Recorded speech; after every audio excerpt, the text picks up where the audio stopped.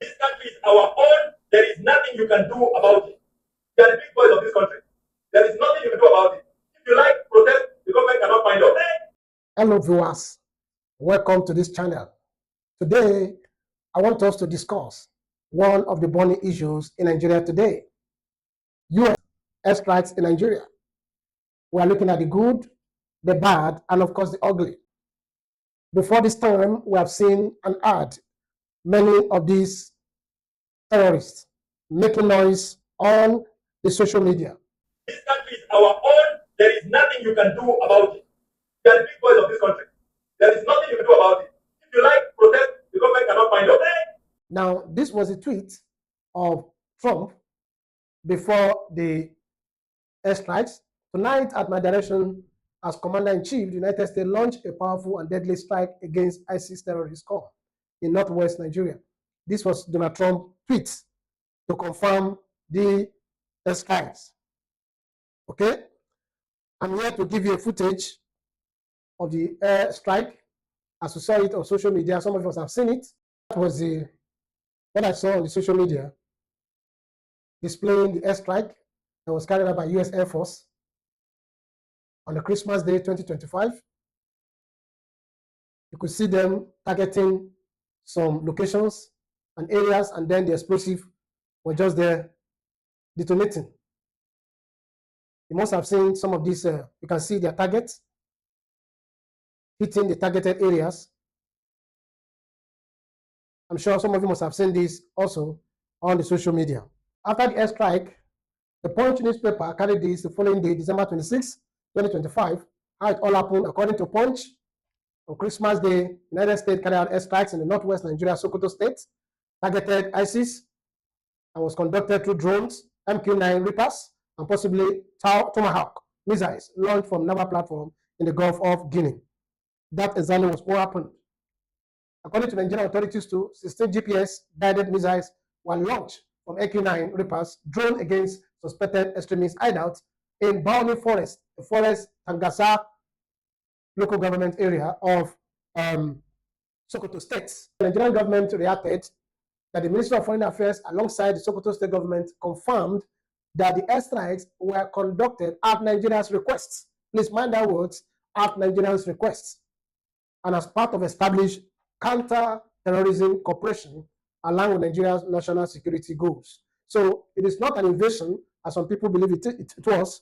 It was Nigeria's request for partnering with the US government to help out. I also saw this the following day, that there was some debris they found in an hotel in Kwara State, a place called Ofa in Kwara State, and people were claiming that part of the strikes, of the airstrikes of US, that must have caused this. But I don't know how to, I can argue with that, because looking at the distance between Sokoto State and Kwara State, there's about 700 kilometers, you know, and if you're driving by road, it's about 10 hours drive. Either if you're going by air, it's about 1 hour drive, 1 hour flight. So I can't imagine that somebody will tell me that what happened in Sokoto State is not affecting buildings in Kwara State. It is still subject to argument, and until when there's official clarification, I'm not sure I can take a position on this. So as Vanguard carried it, suddenly on Christmas Day, around late evening past 10 p.m., a bomb missile allegedly shot by the US military, maybe it misroad and hit my hotel, said Tafik Aziz Bello. This was somebody who said that the targeted strike of US misroad and came to hit his hotel. You can imagine that. It landed inside the hotel building, caused a little bit damage, injured 3 staff. He said by phone, it was on phone, he was telling the Vanguard reporter, you know, and then, like I said, I'm still waiting to hear the official. I've not had the government refuting this or corroborating what the man has just said. Okay? Now, the question before us is why the strikes happen? Why the airstrikes happen?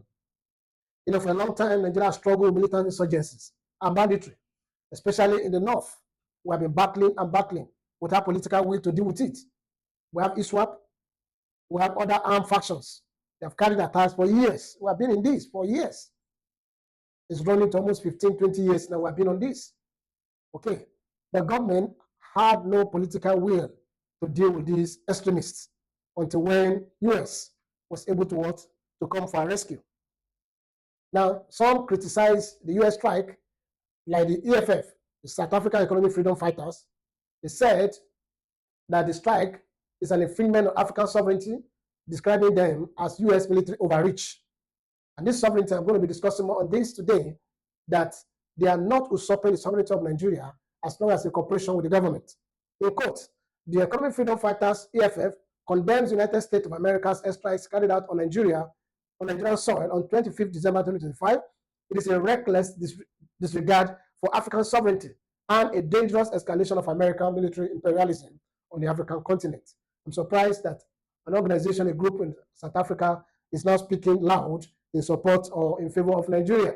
I don't know whether they were there during the xenophobia attack on Nigerians and some African countries. So what are my thoughts? What are my thoughts on these US airstrikes on Nigeria? What are my thoughts? I'll be looking at the legality of the airstrikes and also the positive and the negative implications of the strike. So let's look at the legality of the airstrikes. There's a point you need to know that Nigeria did not lose control of its territory, just as the EFF of South Africa was trying to fight for sovereignty. Nigeria exercised its sovereignty by cooperating with the US. You know, this is how modern counterterrorism works. Under international law, a country is allowed to work to seek military assistance. You can share intelligence. You can coordinate operations. You can authorize precision strikes. These are what is available on international laws. Okay? And that's exactly what Nigeria has done. So I don't know why somebody is talking about sovereignty or no sovereignty. So the international cooperation includes exchanging of intelligence, strategic coordination, targeted support, action consistent with international law. Nigerian government has agreed that they work in consonance with the US to carry out the airstrikes. So I don't see why somebody will now start telling us that they have no reason for doing that.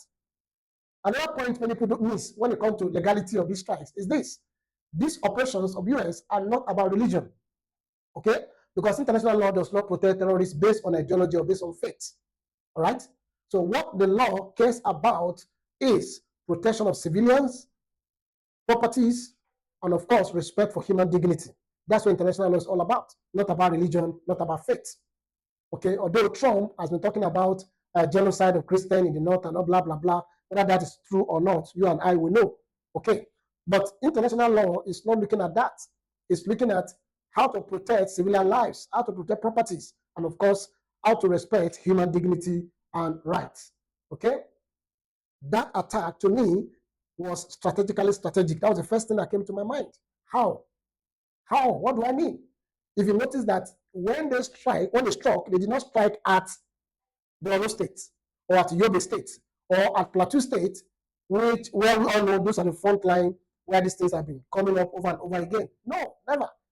That should teach you something about American intelligence and the intelligence gathering, right? They know exactly where the problem is from. They know. So you do not fight only where the noise is loud. What do? You hit where the coordination, the funding, and the command are happening. So what they did is that they let the boys, those boys who are seen at Borno and Plateau, they are being controlled from the source. And that is what Trump has done for us. So US came to address the source, the power, the funding, to address the coordination point, the command center of those terrorists, and left Nigerian government and Nigerian soldiers to deal with all those other foot soldiers on the field at Borno, at Plateau, and other middle belts, even Kogi and the rest of them. Okay. So people that supported these strikes, what were they saying? What were the positive arguments towards these US airstrikes in Nigeria? Well, of course, the strikes, according to people that believe in this, says will help to disrupt militant networks before they carry out attacks. And that is exactly what happened. There are some intelligence reports that are saying that they were planning a coordinated strikes in about 4 or 5 states in Nigeria on Christmas Day. That is what we had, the intelligence report of that these guys were already planning to strike in about 5 states in Nigeria, on Christmas Day, thanks to military intelligence that caught them at the command center, their control center, and dislodged them. Okay? Now, what's other positive argument towards this? There is joint operation with international partners, which can bolster Nigerian capacity to protect the citizens. Who knows what would have happened if that strike had not taken place, that strike had not taken place on that night? Because they are planning in 5 states or 4 states thereabout. What would have happened? How many lives would have been lost if they have succeeded in planning that particular strikes? Okay. Also, another positive argument towards this is that there's intelligence-led precision strikes aimed to minimize civilian harm. Another positive argument towards these airstrikes, people believe that this will strengthen cooperation and preventive action against terrorism. Now the US have shown us the way. Now the US have demonstrated that we can stop this terrorists before they act. Then Nigeria can pick up from there and continue.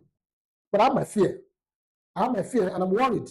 And this my worried, I'm looking at it as negative implications of that airstrikes.